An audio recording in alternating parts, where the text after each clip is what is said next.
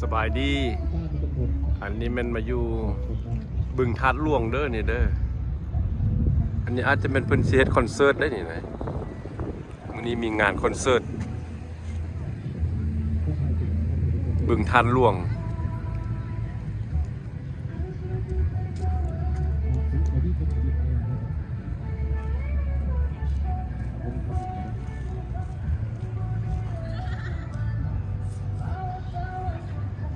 อันนี้ก็มันบึงนี่นะมันน่องน้ำโอ้ตะเวนกำลังสิตกดินเขตพิเศษบึงทัดหลวง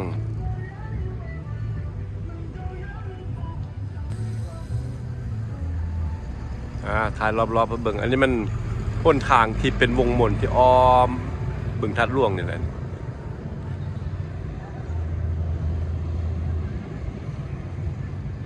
ถ่ายรอบๆให้เบิ่งนี่คนมาออกกำลังกายมาย่างลิ้นมาชมวิวแล้วก็พาลูกเต้ามาลิ้นพวกสไลเดอร์พวกพุ่นละส่วนสนุกอยู่ทางพุ่นนะทางฝั่งพี่ก็เป็นคอนเสิร์ตทางพูดมันส่วนสนุกกันนี่มองลิ้นมองเที่ยวหลายพวกเด็กน้อยสิย่างอ้อมบึงตัวนี้เป็นบึง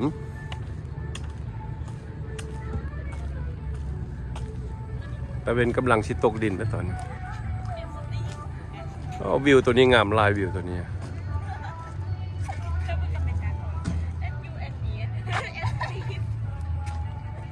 มีคนมาเลาะลิ้นมาเที่ยวชมมาถ่ายรูปยามแรงอันนี้ก็เป็นทางยางที่เรียบแคมบึงตัวนี้เป็นบึงใหญ่น่องใหญ่พอสมควรแถวนี้ซ้ำกับว่าทะเลสาบพุ่นละนี่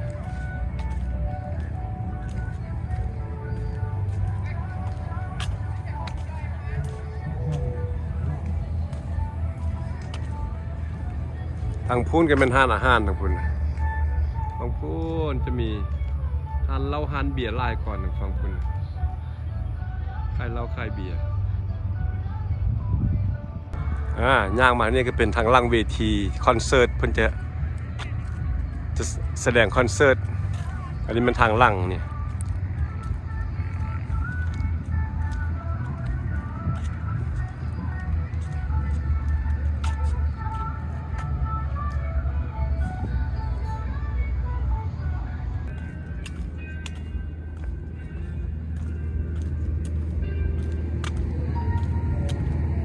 ไปทางพูดก็เป็นส่วนสนุก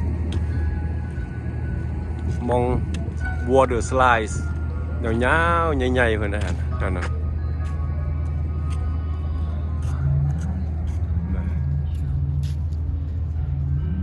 มองลิ้นน้ำ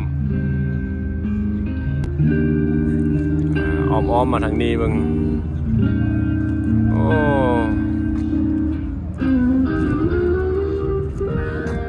ปนพุทธก็มีตึก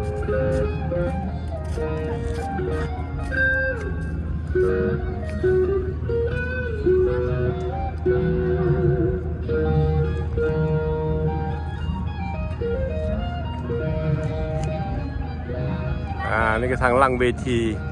เพิ่นกำลังซ้อมดนตรีกันอยู่เพิ่นสิแสดงคอนเสิร์ต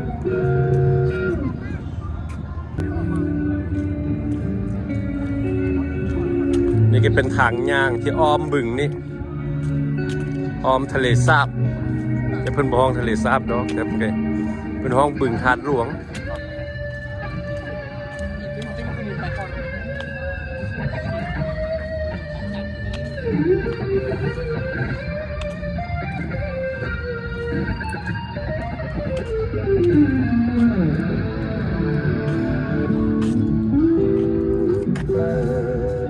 มันก็เป็นทางข้างมันนี่เป็นทางข้างของเวทีคอนเสิร์ต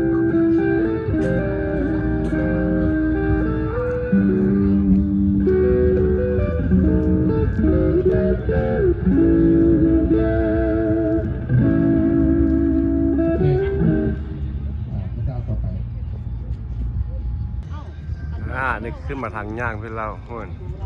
อันนี้ก็มีบริการขายมะพร้าวสดด้วยนี่เลยสะดวกสบายถ้าไปเมื่อยๆก็มาแวะกินมะพร้าวสดกันนี่เลยมาทางที่กันย่างไปชวนสนุกพุ่นบันเนี่ย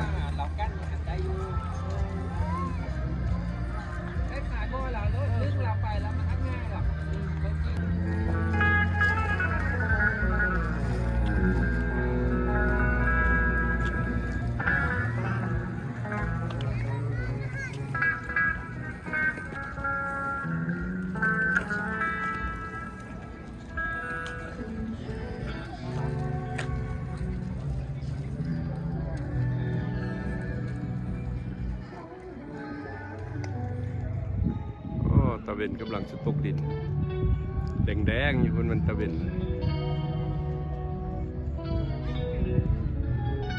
อีกฝั่งนั้นที่มีไฟมากๆที่มีไฟอยู่พุ่นก็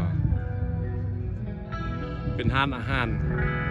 ห้านเหล้าห้านเบียร์นั่งกินเหล้ากินเบียร์กันอยู่โซนนั้นฝั่งนั้นพุ่น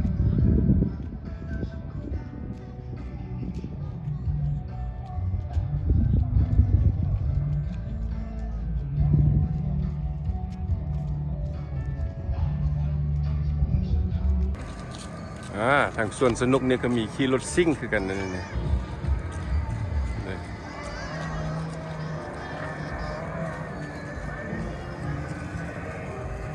บอลให้เด็กน้อยขี่รถซิ่ง